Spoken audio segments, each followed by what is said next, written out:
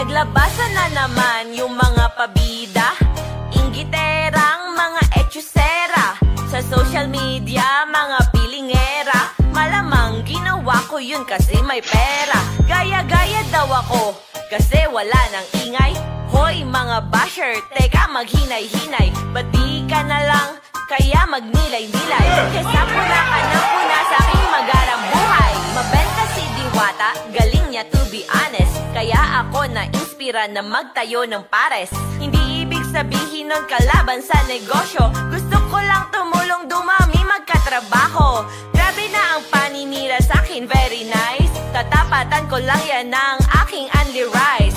Unli sabaw, my God, sarap sa feeling. Bukod pa dun 100 pesos lang may unli swimming. Kapag umikit ka na lang, huwag kang masyadong utak ka lamang. Iwas-iwasan ng pakikisaw-saw. Di ka pa ba natauhan dun sa aw-aw? Aw-aw, awang-awa ko sa'yo. Aw-aw, awang-awa ko sa'yo.